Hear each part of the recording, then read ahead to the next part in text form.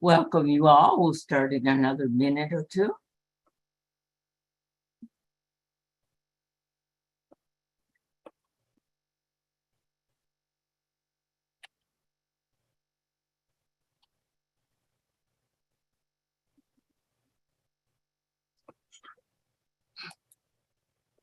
Okay, well, welcome. I'm Kailes. I'm a disability policy consultant here in sizzling Los Angeles with surrounding adjacent counties burning with wildfires. I'm a contractor with CFILC, California Disaster Coalition, and I'm usually your host. But for this call, I've given that responsibility to my very capable colleague, Shaylin Sluzalis. So we're going to start first with an accessibility briefing. So over to you as CFILC. Thanks, June. Good morning, everyone. This is Megan Cadell with CFILC. Just to get started, we do have captions available for today's session. You can access the captions by going down to your Zoom toolbar and looking for the CC closed caption button. If you don't see that, it might say show subtitle instead, and you'll want to click that to see the captions in Zoom. We also have captions available on Stream Text. I just shared the link to that in the chat. Stream Text is great. It allows you to follow along using a separate device or monitor, and you can adjust the font size and color there to make it more accessible for you. We do have the chat running today, so if you have any questions for our panel, please go ahead and put them in the chat, and Shaylin will be keeping track of that. And we are live streaming this meeting. We do ask for accessibility that you please keep your microphone muted so that we don't have any background noise, but you can raise your hand if verbally asking a question is more accessible to you. To raise your hand, go ahead to the reactions bar and then select raise hand. And finally, we do know most of you are joining from our very hot state of California, where we are expecting rolling power outages. So if you do lose power and get disconnected from this call, you can just call in the old-fashioned way using a phone. And I went ahead and shared the phone number and the meeting ID to get you connected to this call. Thank you for being here. Back to you, June. Thanks, Megan. And Dan, if you could put the slides up, that would be great.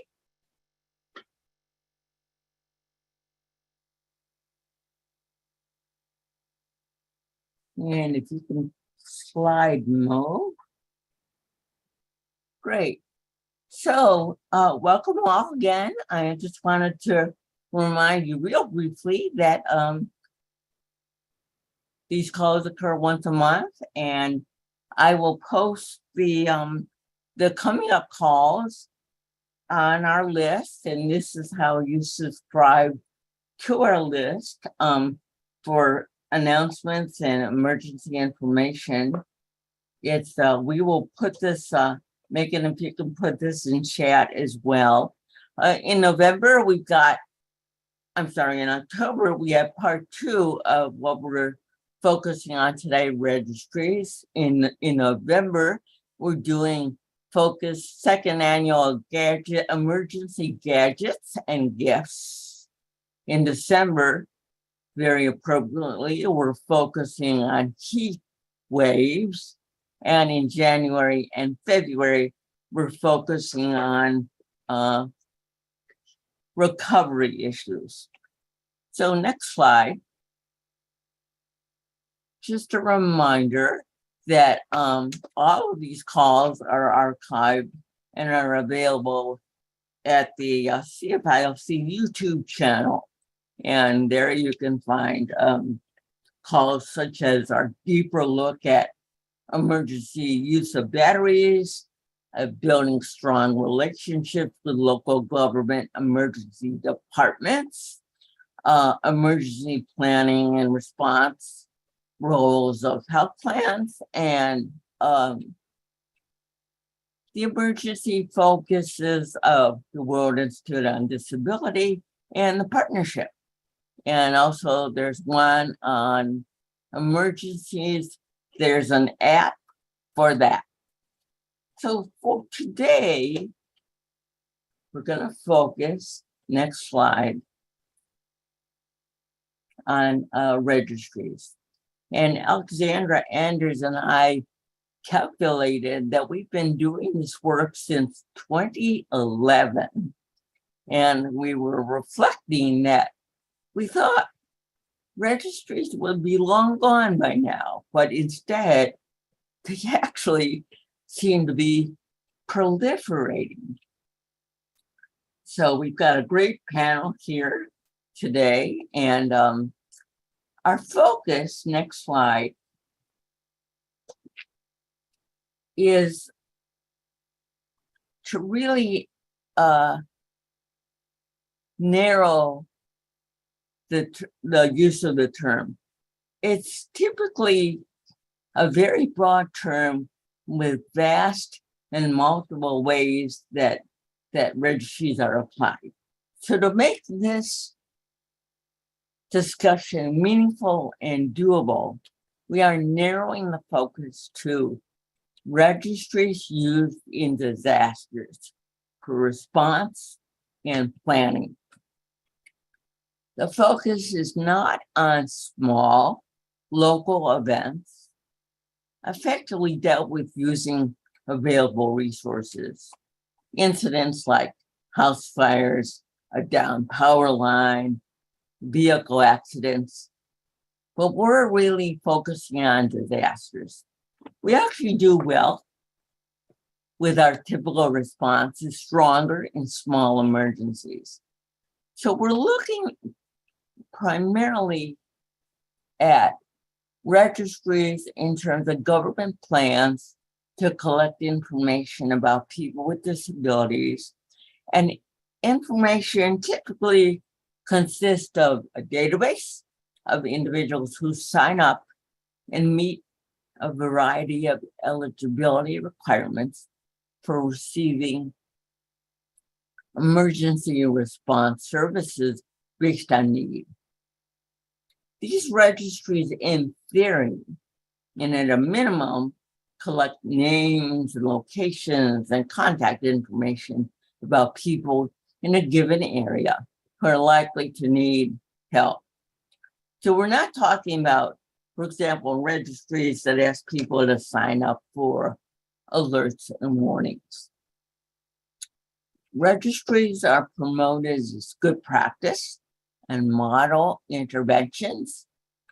They appear on the surface to be straightforward, simple, and compelling in their approach to including and assisting people with disabilities and others with access and functional needs before, during, and after emergencies. But they're anything but clear, simple, and compelling. So this two-part discussion takes a deep look at, I like to say, clarifying the layers, cutting through the rhetoric, and examining the mis, and flawed information regarding registries. The panel will also explore the hard work needed to build response capacity and operationalize, embed, and sustain viable and real help. So we have lots to cover. So today, unlike usual, we ask you, and I know this is going to be hard for a lot of you, but we ask you to refrain from the diverse and branching chat discussions that we usually use. Just use chat to post your questions.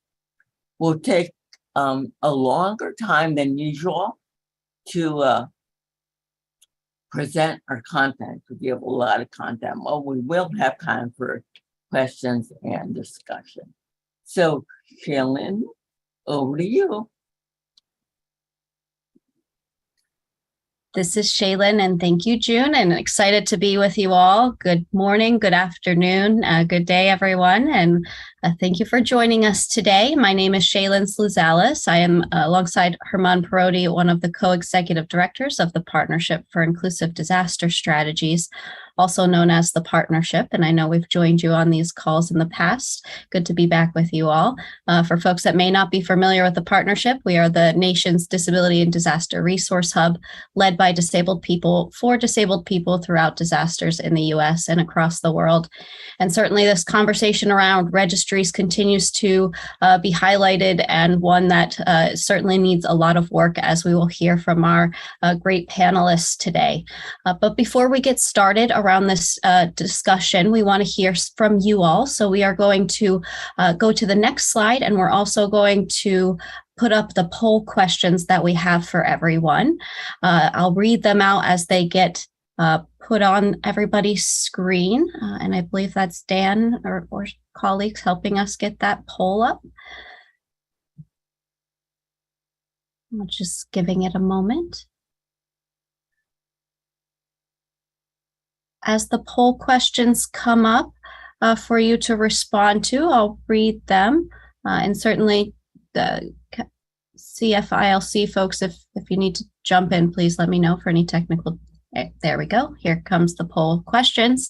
The first one is, please rate how helpful this month's speakers topic forum was for you. Oh, I think we might have a different poll question up.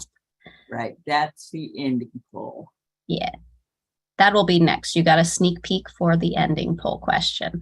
The first questions that we have for you is there a registry in your area? Yes, no, or you don't know? I don't know. The second question is, have you signed up for a registry? Yes, no, or not applicable. The third question is, have you personally been helped by a registry response? Yes, no, not applicable. And the fourth question is, are you somebody who manages a registry? And the responses are yes or no. We'll just give a few moments as folks fill out those poll questions.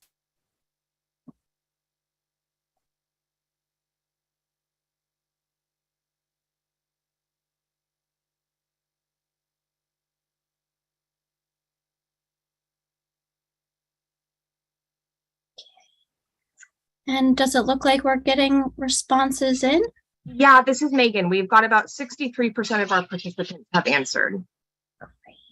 And do you want to share those answers with us? You got it. I'm going to go ahead and end the poll and share the results. And you should be able to see those now. Great. So our responses are, out of folks that participated, is there a registry in your area? 26% of folks said yes, 20% of folks said no, and 54% of folks said, I do not know. The second question says, have you signed up for a registry? 11% of people said yes, 49% of people said no, and 40% of people said not applicable. The third question, have you personally been helped by a registry response? 3% of people said yes, 46% of people said no, and 51% of people said not applicable. And the last question, responses are you somebody who manages a registry? 6% of people said yes, and 94% of people said no. So we got a lot of great responses. I'm looking forward to hearing questions from folks today. And certainly we have a lot to get into, so I'm not going to spend too much time talking, but getting into our discussion. So thank you for participating in that poll. And I know folks will chime in on reflections unless June or Alex have anything you'd like to add, or Marcie at this moment around that. Otherwise, we'll get started. We'll get to our next slide, please. Just as June mentioned, why we are here today, and I know folks may have seen some of this. Today, we're talking about why registries are promoted as good practice and model interventions, what harm can registries cause, and what are better options than registries. And since we know there's so much to cover, we will be having a second part to this conversation next month on October 13th. So for anything that we're not able to address fully today, we'll certainly try to circle back to next month. but our objectives then for next month's call will be talking on registries as an effective planning tool, if they are, evidence of impact and outcomes, and what are the research questions.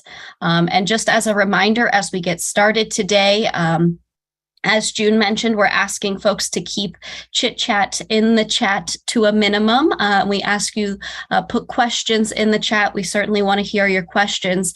It would be helpful if you can to add the letter Q before your question so that we know that you have a question. And if you have a question specifically for one of our panelists, either Alexandra, June, or Marcie, you can let us know by saying Q with their name before your question. That would be a great help. And certainly if we don't get to your questions today, we will try to address them next month.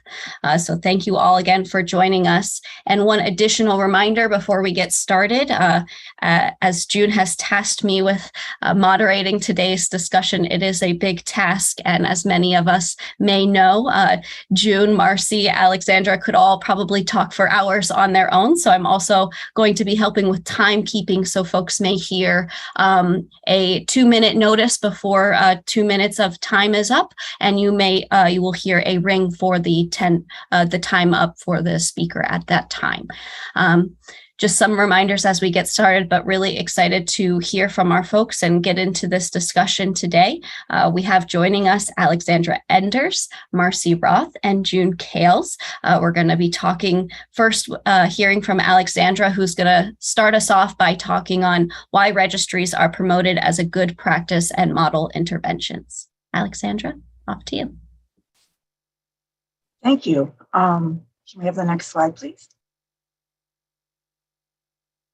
Next slide. Well, I think one answer to that question, Shaylin, is that emergency managers seem to think that special needs registries work, even though there's no objective evaluation about how they work, if they work, or what works and when. Additionally, special needs registries are based on a lot of false assumptions that typically go unchallenged. For example, everyone with an access and functional needs will register.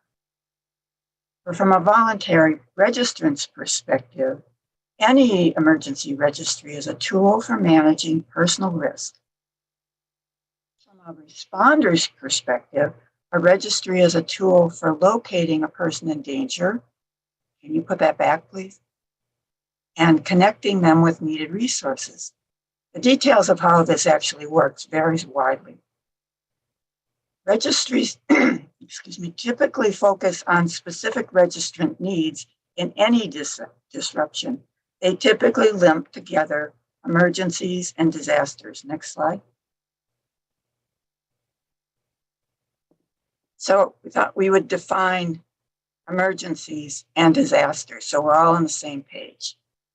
Emergency is an urgent, sudden, and serious event or an unexpected change in conditions that needs immediate action to resolve harm or prevent imminent danger to life, health, or property. An emergency is usually a small-scale, local incident that is handled quickly using local resources. Next slide. Next slide. Yes, this one. Disasters are severe disruptions to the functioning of a community that exceeds its capacity to cope using its own resources. A disaster is a large-scale, widespread event that may cross geographic and political boundaries. A disaster requires coordinated action across multiple entities and levels of government to resolve. It may be natural, for example, floods, wildfires, or human-caused, or terrorist attacks, or technological, power outages, cyber attacks. Common to all and any definition of disaster is the disruption overwhelms the ability of the affected communities to cope using their resources. That's essential to the discussion. So, why are we doing these webinars on this topic? as June said, special needs, and I am going to use the word special needs. I know people don't like it, or access and functional needs registries are proliferating. I was so sure that after the Smart 911 system became available to emergency management, and about the same time that the personal emergency response systems, the I have fallen and I can't get up, home-based pendants, changed within a year to including mobile options, that emergency management would move beyond special needs registries. Boy, was I wrong. They've proliferated in the last few years. If you don't believe me, just Google the words special needs registries. For example, AARP in its recent document, Disaster Resilience Toolkit, specifically advises that emergency managers, quote, let people register in advance as the first strategy in the section, identify where older adults are and how to reach them. While they are not called special needs registries, they are targeted to only one part of the community, not the whole community. The fundamental problem in registry effectiveness is the relationship between the registrant's expectations and the responder's capacity. Timing, resources, scale, and type of warning all influence that relationship. The ambiguity of this catch-all registry term can lead to significant misunderstanding about promised assistance, prioritization, and methods of response. Registries typically use disclaimers to address situations where a mismatch between a registrant's needs and expectations on one side and the responder resources on the other. Since the time frame during a mismatch of need to capacity can be fuzzy, for example, one of the California county registries page says, for example, we can only respond if we have the available resources. That leaves the individual not knowing what they can and cannot expect in any given disruption. Will the responders or the transportation or the assistance be there? And if so, when? Despite the disclaimers and waivers that most special needs registries require, there will still be expectations when registering that registering provides priority for being rescued or evacuated or not being left behind. It should be noted that more of the special needs registry website pages are getting better at coupling their disclaimers with providing information on how an individual can and should develop their own individual plan. June's going to discuss this later. Again, special needs or access and functional needs registries focus on the registrant's needs, but the rest of the story is missing. The availability of the resources to meet identified needs and a mechanism to connect voluntary registrants with responders and resources. For example, connecting someone who needs a ride with evacuation transportation, vehicles that the registrant knows will show up. Question's been asked, and it was asked again at a congressional hearing recently, how does a registry work? So much attention is focused on the mechanics of how the registry operates. For example, how confidentiality is maintained, how information is collected and shared, and too little attention is given to how the response connections are made and on resource availability. The actual question to address when asking how does a registry work should really be framed as, does a special needs registry work? There's little objective information on the outcomes and impacts of using a special needs registry. 2 minutes. Thank you. How the connections are made between the registrant and the responder is essential to making the system work. What is the registrant's interface with the responders? How is that handshake made and sustained? That critical element is missing in most registry oriented systems, and the necessity of accurate real-time communication is typically not addressed. In practice, needs-oriented registries have typically been unable to achieve their objectives for two major reasons. First, the response capacity is not considered or calculated based on the size of potential events and presumes there are enough responders and other resources to act when they are not. Second, the simple fact of knowing where people live doesn't tell you where they are at the time of the event. Numbers indicate that in large-scale disruptions, despite planning, first responders and most communities do not have the capacity to respond. Recall the definition of a large-scale disaster that's on the screen. For example, the 211, 911, 311 call centers and first responders are often overwhelmed and unable to answer the call volume. Although traditional emergency registries may work in small-scale response events, for example, house fire, registry effectiveness is much more questionable in large-scale disruptions, as we have recently seen in the breakdown of Jackson, Mississippi's water system. As the Harris County Emergency Management Coordinator said at the National Access and Functional Needs Conference in July, during Winter Storm Uri, when Houston and that whole county of 4.8 million lost its power, all 4.8 million people became access and functional needs individuals. They all wanted assistance. That's a quote. Yet many of these registries are promoted as disaster response tools, and people are registering in them, thinking they're managing their personal risk. You need to ask the right questions and challenge inaccurate assumptions. The first registry question from a registrant's perspective are, what am I registering for? What will it do for me? What can I expect? Many registries seem to be viewed primarily as planning tools, even when they are publicly promoted as response tools. The question that needs to be answered is, why would or should an individual register in a system that will be unable to provide assistance when a timely response is needed during disaster? Good. I will ask some of these questions in my closing remarks, and they're on the slide deck. Over to you, Marcie. Hi, everybody. Go ahead, Marcie. No, please. This is Shaylin. Nope, just perfect timing, Alexandra. Thank you for that, and really covering the basics and going over why registries are not effective and the lack of capacity, and certainly that we don't know where people are during events. Really important points. We'll hear additional remarks from Marcie and then June. Go ahead, Marcie. Hi, everybody. I'm Marcie Roth, and I'm the Executive Director of the World Institute on Disability. I'm really pleased to be here with you all.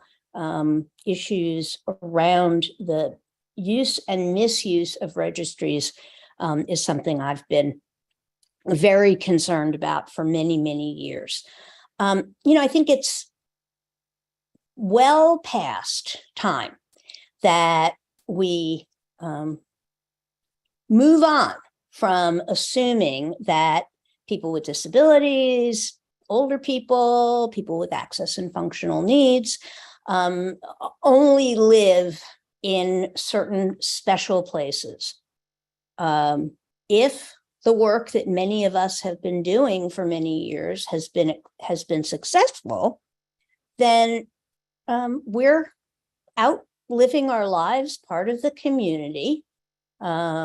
We may have been home much more often over the last 2.5 years, thanks to COVID. But, generally, for people to register, that would mean that every time you move or change jobs or change job locations or your key health, medical, access and functional needs change. You go on vacation, you die, you sleep over at someone else's house, maybe multiple other people's houses. So the very notion of a registry is flawed, and we'll talk a little bit more about that later. This is Shaylin. Thank you, Marcie. And we'll hear additional comments from June.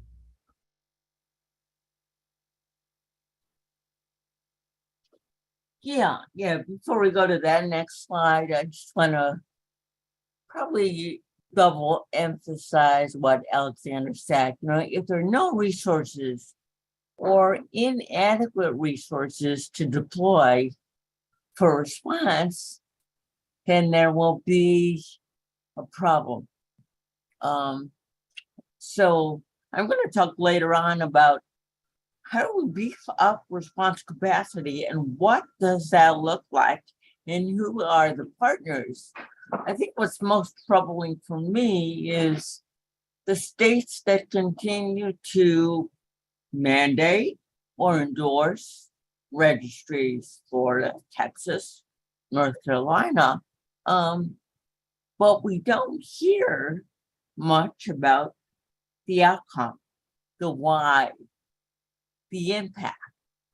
And I think we really need to push very hard on that. And one of the things we've uncovered in previous discussions is that the very same legislators that mandated or give guidance to the state regarding registries are reluctant to remove their regulations, the registries, because whether it's based in reality or not, they're scared. They fear that they may be blamed for some preventable disaster-related deaths. And ironically, an even stronger argument is their actual liability for allowing these statutes to remain in place. So back to you, Shaylin. This is Shaylin. Thank you, June. And thank you all for those additional comments, and Alexandra for getting us started with this. I think it's something that continues to be brought up and one that we need to continue to discuss. And certainly you all really raised the important points that we certainly need to increase capacity, but that these are not the effective tools. And if people with disabilities were consulted and working collaboratively alongside emergency managers, certainly things like these mandates potentially wouldn't be in place and certainly need to be addressed moving forward. But we are going to go back to slide 11 for our slide mover. And we're going to hear next from Marcie, who's going to talk us through the unintended consequences and harms, the harms that registries can cause. Go ahead, Marcie. Thank you very much, Shaylin. Let's begin by just sort of zeroing in on what it is we're asking people to do. We're asking people to voluntarily register for a special needs registry. What could possibly go wrong?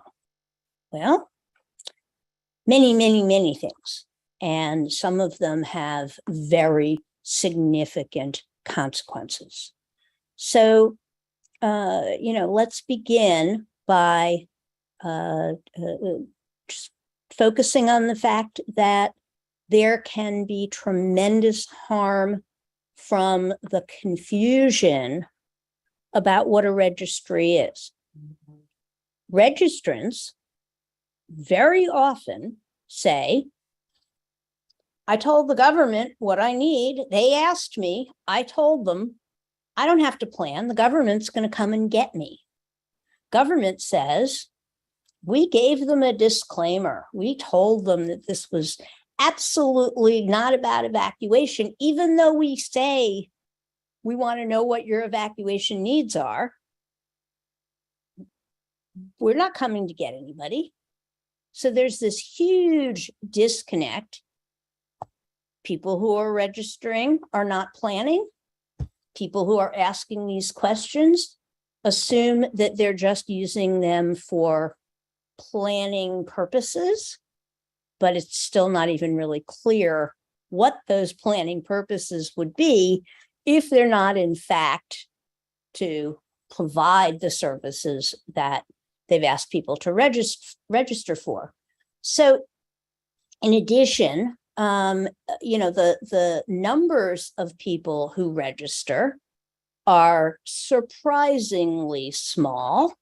In the entire state of Texas, there were about 75,000 people who were on their very well-funded state registry during Hurricane Harvey.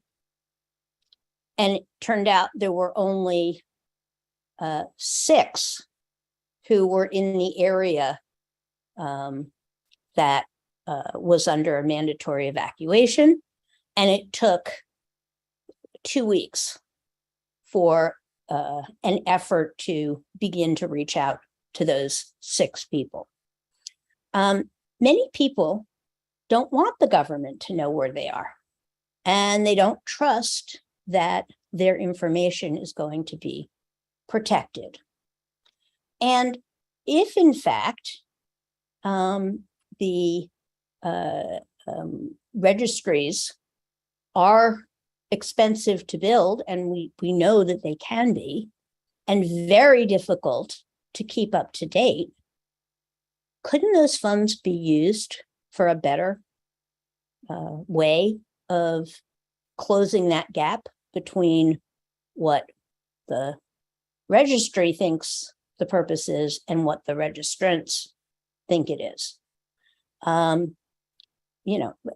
There are also assumptions about utility company registries. People think that when they register with the utility company, that means that they have some sort of special dispensation that the utility company is going to turn their power back on first. Well, first of all, power gets turned on in grids. The grids that get turned on first are the ones that are where the hospital is, where the police department is, where the fire department is. And if you have people registered for utility assistance, power assistance, all across the city, they have no way of prioritizing. So it's a false assumption. And again, the harm is that people have not planned for alternatives to, expecting that the first responders or the utility companies are going to flip a switch. One of the harms that we often worry about is that first responders are going to be spending their time looking for people or going to where people have registered as their address.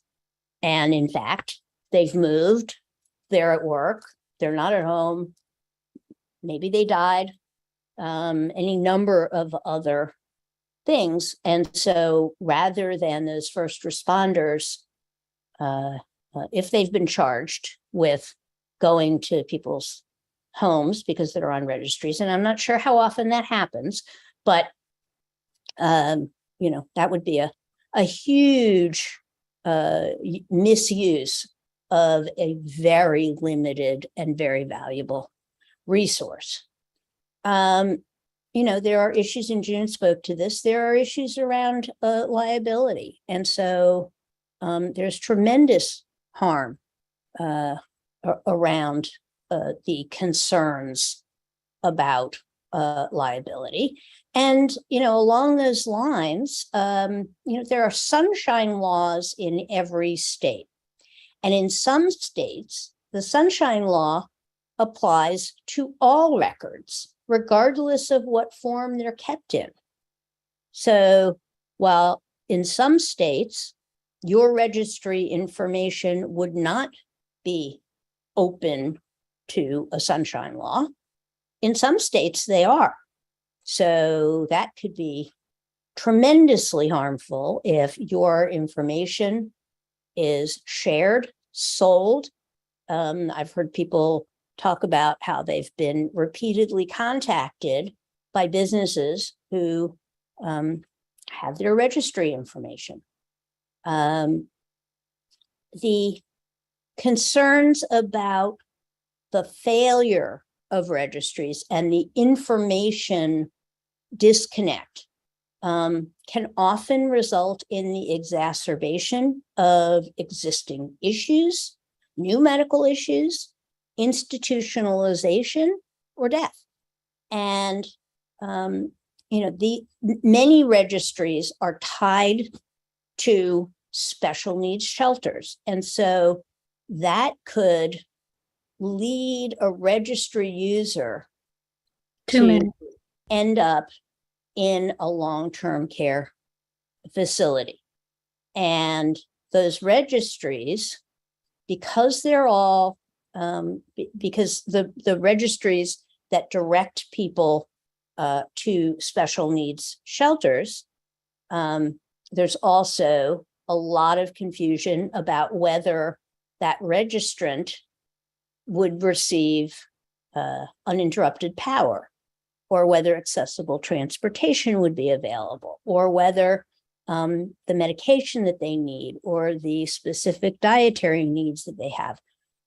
Many registries will say that people need to register, and they will be moved to a special needs shelter, but must bring a caregiver with them, or else they won't be admitted. Well, then what does that mean? That means that that registrant could very likely end up in a long-term care facility if they don't have somebody to join them, whether it's in a general population, a general community shelter, or whether it's in a special or medical shelter. I will stop here, and interested to hear what Shaylin, Alexandra, and June have to say.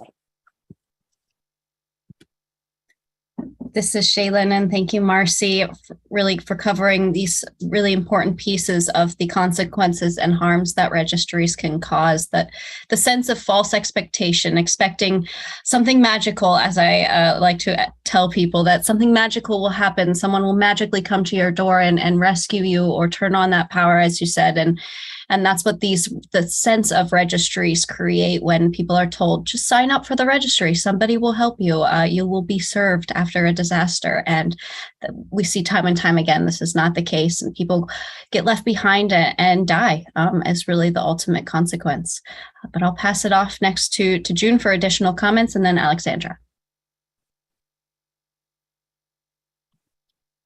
Okay, thanks, Marcie. Just a couple things I want to re-emphasize, because we don't do it enough.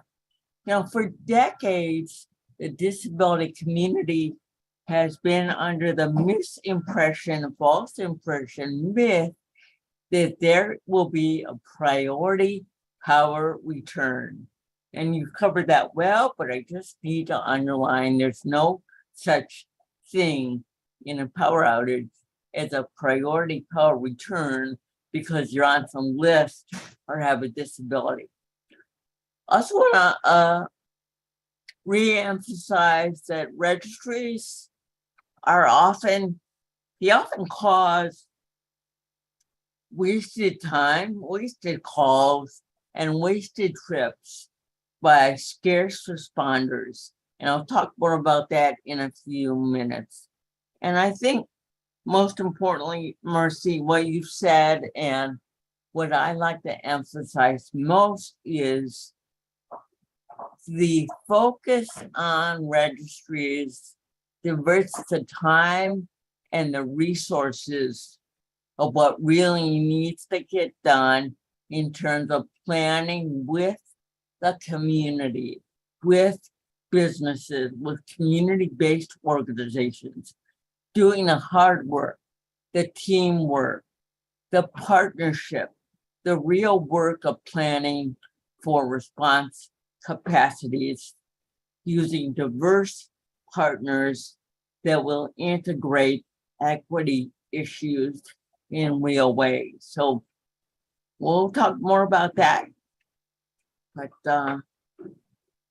over to you, Alexandra. So what could possibly go wrong, huh, Marcie? That's a great line. Yep. Yes. And what's really puzzling about a lot of these is that these special needs registries are promoted as disaster response tools, even in their name, which is why, you know, being clear about the difference between a disaster and a response, a disaster and an emergency is so important. I think that there's a lot of new technology, technology savvy population, which is changing expectations and response capacity. And, technology can broaden and replace some of these traditional special needs registry concepts. Some of the proprietary systems which fully integrate data provided by individuals into the local call center's 911 database. Instead of a registry's focus on people who are viewed as different and special, at risk, at home, or vulnerable, there's software systems like Smart 911 that encourage every community member to build a safety profile, which provides responders with immediate access to information about their access and functional needs or whatever else you put in.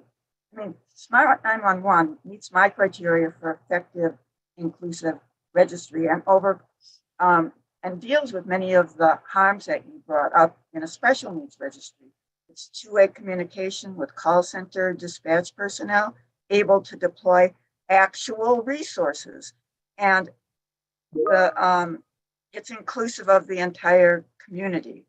But even these systems won't work and are going to fall into your harms if there's no response resources available. On their own, they won't address the mismatch. They'd work in an emergency, but not in a disaster. And I think we need to start challenging the assumptions that they are going to work especially in a disaster. So I also use another system, which I pay for, which runs from the global satellite system, which gives me two-way communications access anywhere. And I think this is an important consideration in rural areas and where or when the cell mobile system does not work. And I guess the Disaster Coalition has talked about things like this, but I think we need to remember the important and large parts of our country that are in rural areas and are the ones who get flooded and burned and droughted and all those kind of things, and not to forget the rural areas in this whole in these equations. Over to you, June, or over to you, Shaylin, excuse me. This is Shaylin. Thanks, Alexandra, and thanks, June and Marcie, and all really important points. And the setting of making sure we're not creating that sense of false expectation that you are not on the priority list. This is not a VIP list to emergency access to power, and not wasting our already depleted resources and people and planning with the whole community. Really important pieces, and really thank you, Alexandra, for pointing out a good example of Smart 911, of using the whole community concept, not segregating us with these quote unquote special needs registries. Next, we're going to talk, and June's going to talk us through better options and what are some better options than registries. June? Okay, so we're gonna as Marcie's famous soundbite goes, we're gonna move from admiring the problem to focusing on what are the better options. So next slide, one slide. The question is slide 12, Dan. What are the better options? And then slide 13, I'm gonna look at 3 areas. Modernizing how people can communicate if and when they actually need help. Second, developing response capacity, strengthening, sustaining, and embedding strong community partnerships. The who, the why, the what, and the how. And third, stronger transparency and honesty with the public in terms of what will happen. So first, modernizing how people communicate if and when they need help. Next slide.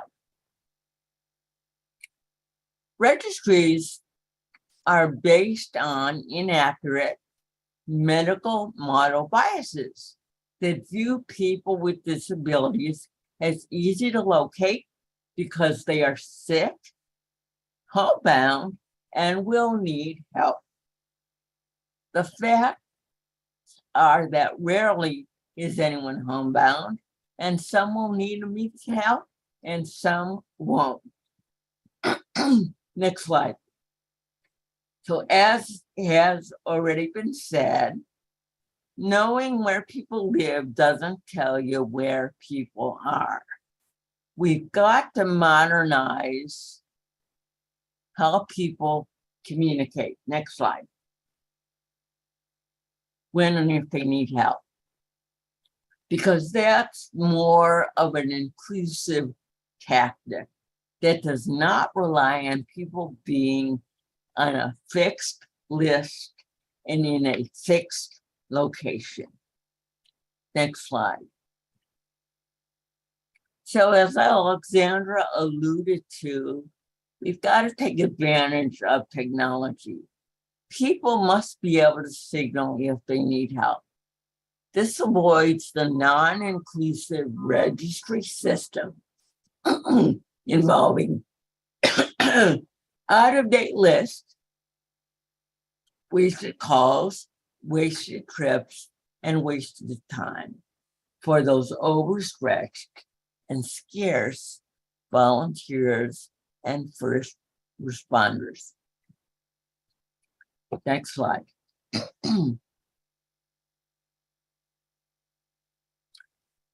So we need to use and improve the technology. And it's already here. The technology that allows signaling for help by a call, a text, email, or a button press. Technology that uses precise location services and sensor technologies that uses GPS, global positioning systems. Users can choose contacts, for example, who can track their location in real time and send an "I'm safe" or "I need help" message to one selected list. There are actually apps for that. Next slide.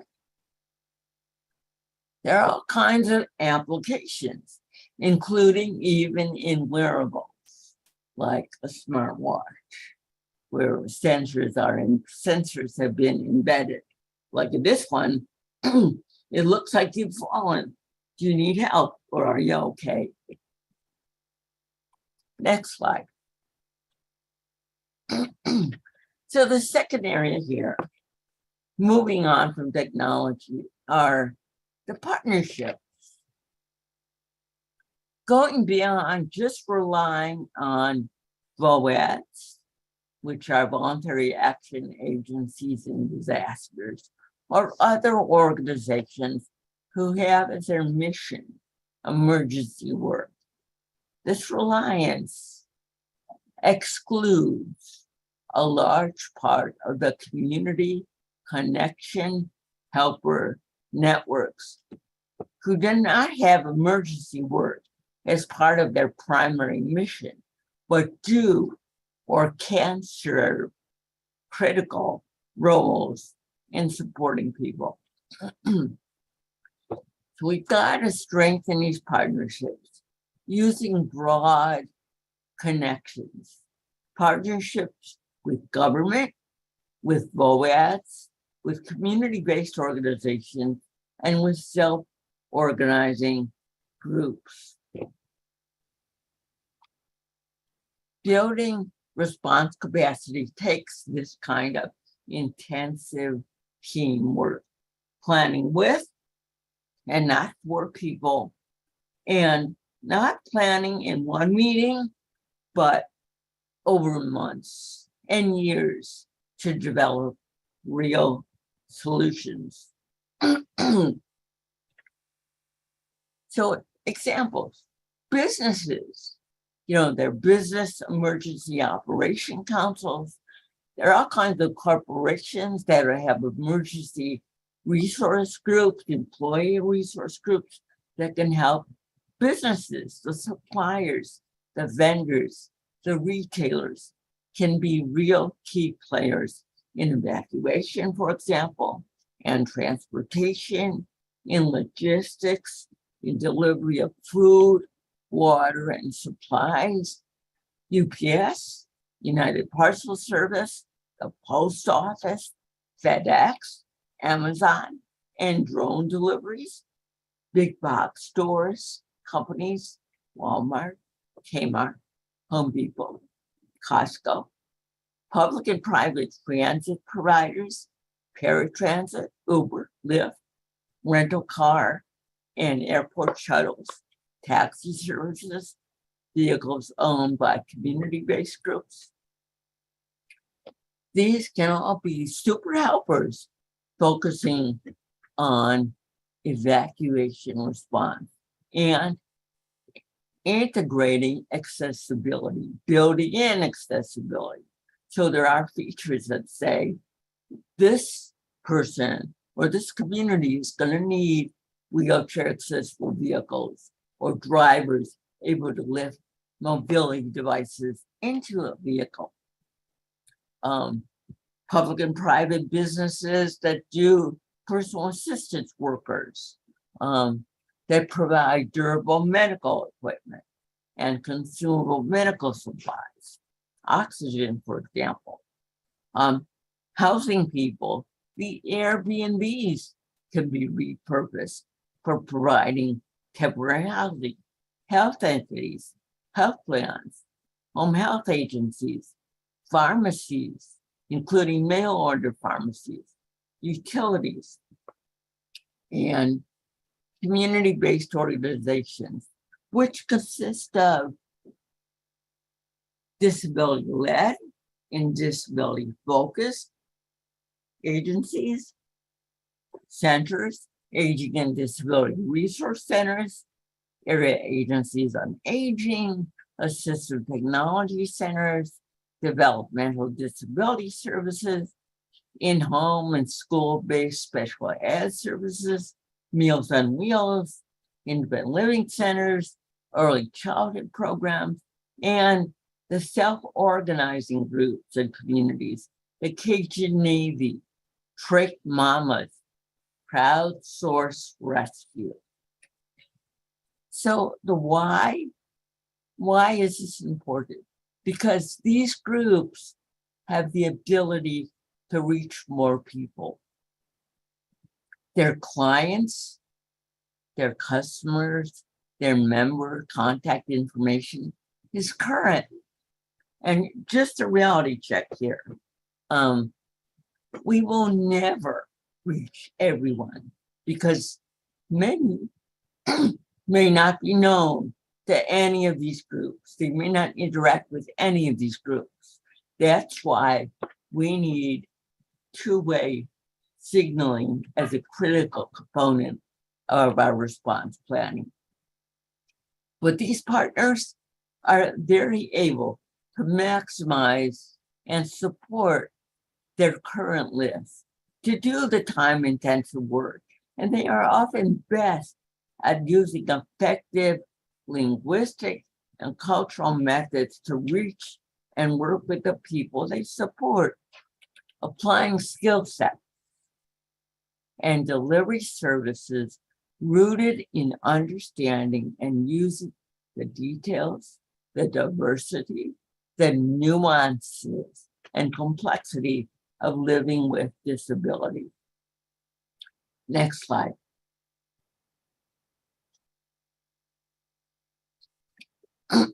So, partner planning and response roles, the what and the how.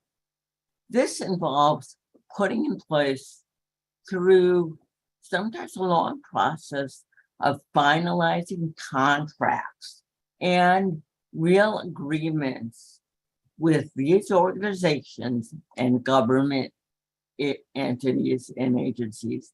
So a few examples.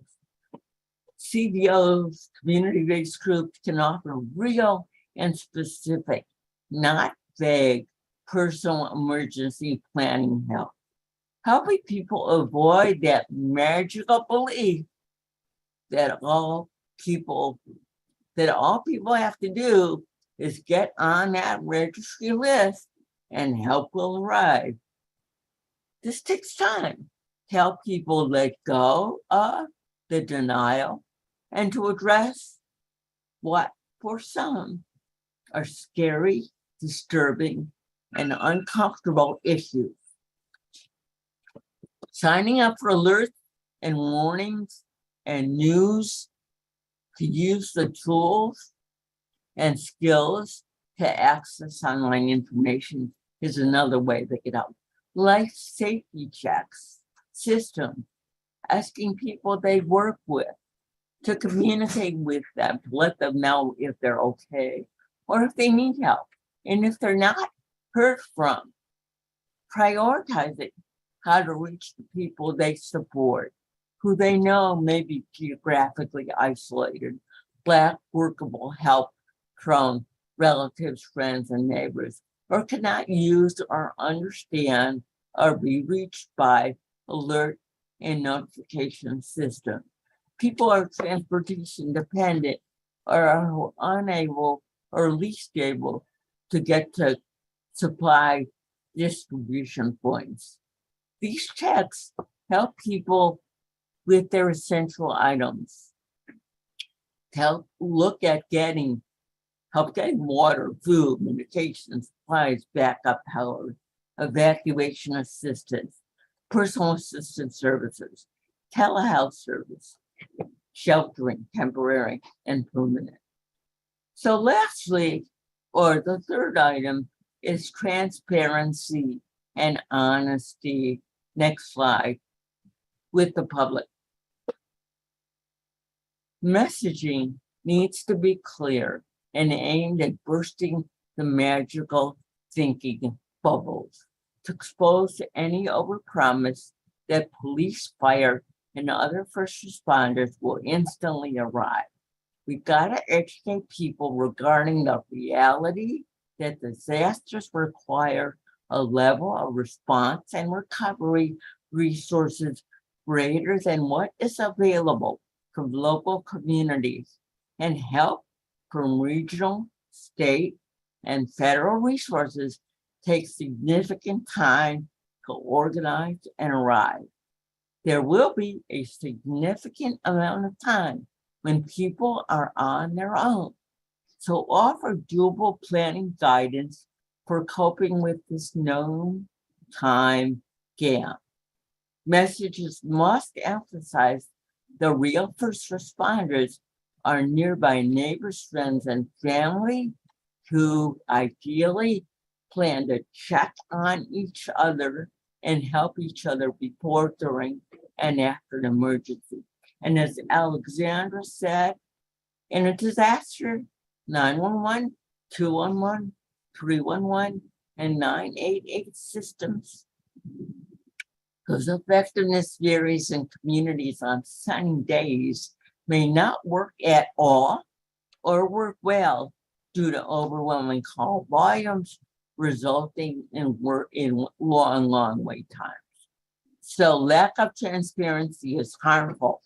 Honesty requires building trust and stopping empty promises. Registry failure is repeatedly exposed during disasters in Texas, California, and Florida, and this erodes public confidence and trust. Emergency managers have to communicate real plans versus symbolic, unproven, wishful thinking plans. Next slide. And just to define that magical thinking and symbolic planning, guess is based on untried, undocumented, or unsuccessful practice. That's symbolic planning. Symbolic plans lack the specifics of the who, what, where, when, why, and how. Next slide. So it doesn't look like helium balloons tied to lawn chairs to help people evacuate quickly from multi-story buildings. That's symbolic planning. Next slide. So the cavalry ain't coming quickly. As Kelly McKinley says, and I quote, this country has a national disaster system that can mobilize an immediate and massive response in the aftermath of a catastrophe. And he says, this is a myth. So I got much more to say, but I think I'm nearing my allotted time. It's coming to a close. So next slide. June, you still have 3 minutes. Great, great. Because I'm not very good at speed talking. So I really plead with all of you to accept this call to action. And that call is, you must hold the government and other organizations accountable by speaking out and challenging and not accepting the unsupported use of registries that lacks impact and outcome data. And for example, AARP, along with Fema, published a toolkit this year. And next slide, it's called Disaster Resilience Toolkit, a guide for how local leaders can reduce risk and better protect older adults. So it says, let people register in advance. People in the impacted areas get a call, whether they need help or not. People are very grateful. It makes them feel a bit safer and a little bit less panic. So to end, we have to hold people who make these statements, and I'm not just picking on the AARP or FEMA, there are others. We've got to hold them accountable. A registry is a Band-Aid, check the box, short-sighted, shallow approach to take care of, quote, the disability problem, unquote, and, quote, keep them appeased and quiet, quote, unquote, is not a fix. It diverts resources to working on the real solution. So be that magical thinking bubble burster and be part of the real hard work, the planning and the response solutions. So back to you, Shaylin. This is Shaylin. Thank you, June. Really important points and pieces throughout this on, local organizations really being that solution, the organizations led by people most impacted, being that force multiplier and creating partnerships among government and non-government organizations. And I'd add, as you and Alexandra and Marcie and others have taught me and many of us, having and creating those MOUs and those contracts in place for these types of activities, really enforcing that partnership and those partnerships and collaborations, and making sure that organizations are able to get compensated for the work that they're doing and supporting as well. And really appreciate your ending points on transparency and honesty and stopping empty promises and symbolic planning and being that bubble burster and speaking out and challenging the concepts of registries. Sorry, I had the timer going off at the wrong time. But I really appreciate, June, you're talking on these pieces of better options and how we can continue to address the issue that emergency managers are attempting at, which is addressing the gap of people with disabilities being left behind in disasters, and really honing in on the areas where we can improve and the better solutions than registries. I'll pass it to Alexandra for additional comments, and then Marcie. And also just want to remind folks, please add your questions in the chat so that we can address them. Thanks. Go ahead, Alexandra. Thank you. In looking at the 60 plus people on this call, I noticed that not a lot of the usual California suspects are on the call. For the Californians, I got to tell you, California has special needs registries in multiple different jurisdictions. So you're not exempt from the call to action June is making. And I mean, I also, I mean, want to say that, I mean, we've all seen this last week, checks in Mississippi water where the resources do not meet the need. You know, they didn't have enough resources because if they did, they would have like driven around and delivered water to everybody. Everybody had an access and functional need for water. Instead, what they did was ration it by making people who had cars go and wait in these long lines and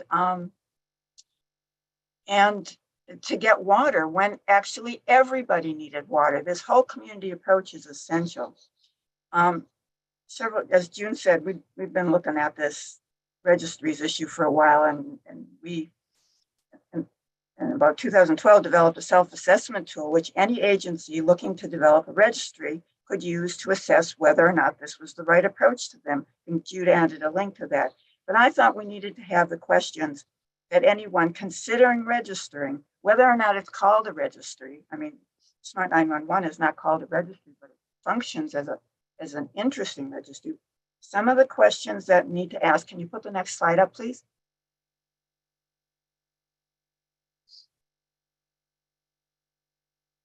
Next slide. It looks like our slides are not up at the moment. Now, can we put the slides up and put, because the questions are in the slides. I'll start with them while you're getting them up, Dan. And then you have about 30 Keep going. The questions to ask from a registrant's perspective of, if I register, will you just be alerting me and warning me, or will you be able to provide and deploy needed emergency resources? If I need emergency resources, how will those resources be available? Again, these are questions from the registrant's perspective. Prior to the event, you know, if you're getting a backup generator, batteries, during the event, the evacuation, pickup vehicles, sheltering, after the event, recovery assistance, well check. Next slide. Next slide. You want to know what you're registering for. Is it just response coordination? Are they only going to be coordinating a response or relaying information for you? Are they actually going to be able to dispatch response resources? For example, are you sending an evacuation vehicle? What's the priority? We've talked throughout this triage, sorting of an allocation of treatment according to a system of priorities. Who decides and who's doing the evaluation? Last slide. and 10 seconds. Okay. How will you know where I am? It's an essential question a registrant needs to ask. And where is the response coming from? Time, distance, and cost. I'm sorry, one more slide. This feeds on both Marcie and June. How are we communicating? Is there two-way communication? How do I let you know help has not arrived? How do I let you know my situation has changed and I no longer need assistance? How do you let me know this situation has changed? And I think most important one, the follow through and outcome. How will you know my needs have been addressed? How will you know if I need additional assistance? And did I get enough water? Thank you. Thank you, Alexandra. Marcie? This is Marcie speaking. Boy, have we covered a lot of ground, and I've really appreciated all of the information shared by both June and Alexandra and Shaylin. And I'm gonna wrap up this part with a call to action and a late breaking piece of fascinating information. So I'm not going to name the company, but just yesterday, a new phone was announced, and that new phone includes emergency SOS via satellite and crash detection. So the technology is there. This particular phone is shockingly expensive, but the emergency SOS via satellite is free for 2 years. So that says to me in no uncertain terms that we've figured out how to share information via satellite in an emergency using technology that is readily used by many, many people. Our call to action is then to make sure that technology like this becomes available to everyone, and not just everyone in the US, but globally, that it becomes available to everyone, and that all features are accessible to be used by anyone. And I think we have, a pretty strong global community wanting to work together. And I'm very excited by breakthroughs like this one. So I'll stop here. I'm so glad we get to be with you all again next month to keep this conversation going. Mm-hmm. This is Shaylin. Thank you, Marcie. And couldn't agree more. Certainly is one that needs to continue and really continue to enforce throughout our communities and across the country. I see we're getting some questions in the chat. Want to address first one. Will there be a copy of slides being sent out afterwards? I want to say maybe yes, but June, I'll let you clarify. Yes, and they will be posted as a link under the CFILC channel when this recording goes up. I'll post the link there. Yes. Great. Thank you. Then our next question is from Kira. She asks, what are the names of some of the apps with GPS that could be used for emergencies and disasters? Don't know if anyone wants to go first. Yeah, let me start. I'm sure Alexandra has stuff to say, but I wanted to say, if you go to the app stores, depending on what kind of phone you have, and you search for keywords like emergency response, SOS, they will come up. I hate to give you the names of them because, as we know, apps come and apps go. But if you do the keyword searches within your app stores, you will see a number of them, and maybe in a future call we can focus on those that are existing now and what they're called now. But I haven't done a search in the last month or two, so I could have very dated information. This is Alexandra. It's like, June, maybe we could include some of that in the gifts and gadgets. Maybe we could include some apps, but I think having a separate one is a good idea. And following up on Marcie's issue, I mean, the iPhone is going to be using Global Star. And Elon, this is something we need to change. This to follow. This is a game changer, as Marcie said. I mean, Elon Musk is looking at, I've got all the satellite systems kind of documented down. But if this really happens, this solves so much of the issue in rural America. And when the cell system goes down, then going to the satellites. And I personally have a satellite-based system now, and it gives me a large sense of response, but only for an emergency, because I know they'll coordinate. They'll be the coordinator. It still doesn't address the issue that we've talked about throughout this, about having enhancing the capacity of responses for more than just individual emergencies. But boy, as Marcie said, this really will be a game changer when this comes through. Musk is saying initially it'll just be the US. I believe iPhone is saying globally. but I think we'll be following this carefully. Maybe we should ask if people are interested in having a special session on just the kind of apps and GPS and ways to connect in the responders, the response resources, and the individual. If people are interested, I think that would be a great thing to have. And this is Shaylin. I see Jesse adding in the chat to check with your local government. His city has an app that they can sign up for. And I'd also just add as well, there is an app called the Fema app where you can also download on both Google and Apple stores. And it also provides weather-related alerts and other alerts that you can sign up for through that. But I like the topic discussion on this. I know it's one that folks continue to want to talk more on.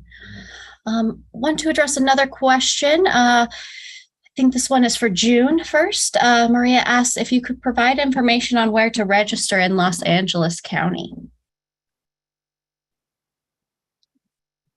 No, I'm sorry, I cannot. The last registry that LA tried to put in place failed miserably. And I'm not aware that there is any current registry in LA County or the city of LA. This is Shaylin. Thanks, June. And we really want to hopefully get to folks that are asking these types of questions. And hopefully you come away today learning that these are not the solutions, and that there's not going to be any magical occurrence happening when a disaster strikes if you sign up for a registry. It just means that you've signed up and doesn't necessarily mean anything other than that. And we hope, if anything, folks learn that today, and certainly we'll have more to talk about it next month as well. Another question that is in comes from Meg. She asks, what is the difference between HCBS, home and community-based services, case manager, and providers having plans to support program participants during a disaster and a quote special needs registry? And what gaps exist in the former that are filled by the whole community registry? Who would like to tackle it first?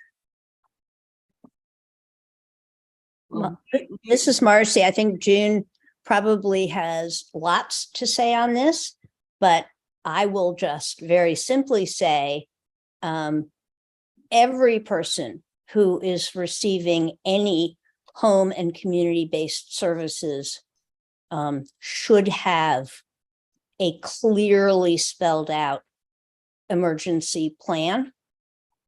And it shouldn't, that shouldn't be something you have to ask for. And I think June will maybe address some of the other key elements of all of this.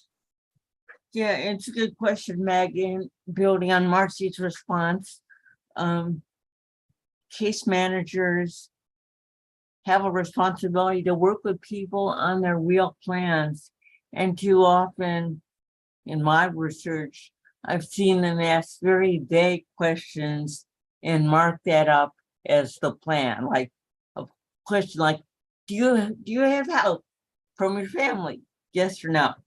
And if it's yes, that's the plan.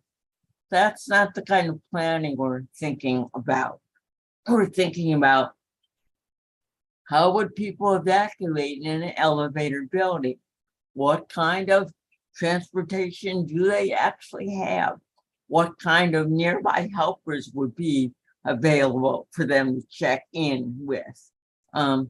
It's the specificity of the plan. And often it's not there when you scratch the surface. So that's some of that was revealed in a prior topic call on health plan responsibilities and the role of those case managers. So Meg, I always rely on you to ask a question that we can spend another 4 hours on, but I've got my eye on the clock and we only have 5 minutes left. So I'll let Alexandra get the last word in, and then Dr. Shaylin. This is Alexandra, and it's like all those plans are great if it's an emergency, but if it's a disaster, when you start looking at the plans, it's like they're all relying on the same transportation company to do the evacuation. And in any given area, even in a large city, there are a limited number of evacuation vehicles, especially ones that are accessibility, even if you tie everybody together. And if every single plan is calling on the same resources, then you can't, what's the priority when it is a disaster? And everybody needs to evacuate. Everybody needs to do this, not just one group, one smallish group in an emergency. I think that's why the resource capacity development is such an essential issue. And people, it's frightening to go and look at it. It's scary. It's like, no, was there enough water for all of Jackson, Mississippi?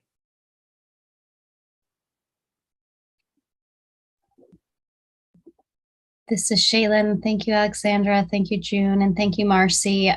This has been such a really important conversation. I know one that we've all have been touching upon, and really want to thank all three of you, June, Alexandra, and Marcie, for all of the years and work on this issue specifically. I know that I and many others look to you three as mentors, and how we can continue this work together. And really want to thank you for all of your work and sharing it with us today, and your expertise, and really honing in on the gaps and false expectations that registries create in disasters and emergencies for people with disabilities. I'll give maybe 30 seconds if you have any closing comments from each of you. Marcie, you want to go first? What could go wrong? Let's use this as an opportunity to figure out what could go right, because I think we have some really good ideas for that. And we welcome the opportunity to have that discussion ongoing. Thank you, Marcie. Alexandra, I second that. That's great, Marcie. And June, you can wrap us up. Thank you so much for helping us get together today and coordinating, facilitating all the prep work that goes into these discussions, and really making sure that we have these focused conversations, not only today, but certainly next month, which we're all looking forward to continuing this conversation. So hope folks come back with more questions and diving deep into this conversation again. But your last comments, June? Yeah. As we put up the poll, I would just have the last word, that the real work, the teamwork, the hard work is, as I like to say, EMS, establishing and maintaining and sustaining partnerships with government, businesses, community-based organizations, and self-organizing groups. So remember to tune in for part 2. If questions occur to you later on, you can contact me or others to forward any questions, and we'll integrate them into what we do on this topic in October. So Megan or Victor, or can you put the closing poll up? You got it, June. It's coming right now. Thank you. We do use these polls for helping to sustain what we do here. So thanks for filling it out.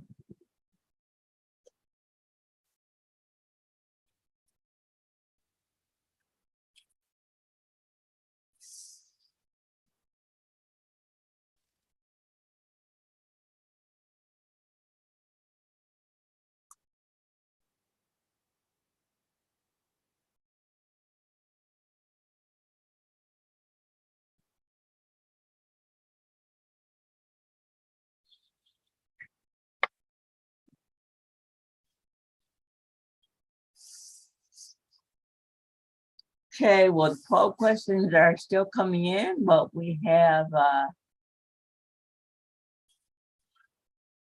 moving targets, so it's hard to quote. We have very helpful at 75%, good at 22%, and fair at 3%, and no okays and no not helpfuls. So thanks again for joining us, and If the panel could stay on for a few minutes, that would be appreciated. Thanks again.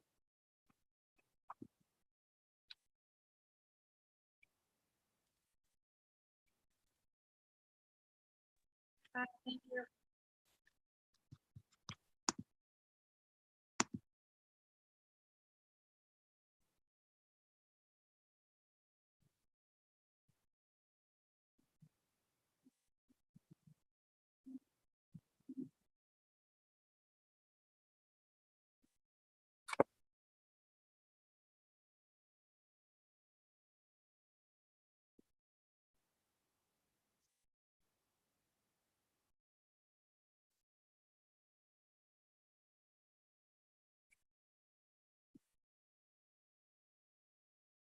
This is Megan. I'm going to move folks that are not on the panel to the waiting room so you guys can have your debrief.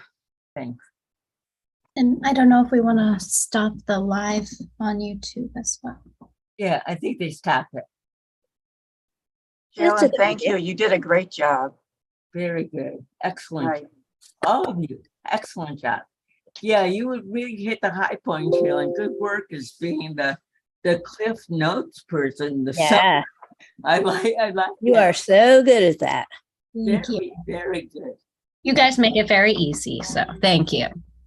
We're a good The team. idea that somebody asked the question about how to, after all that, how to register an LA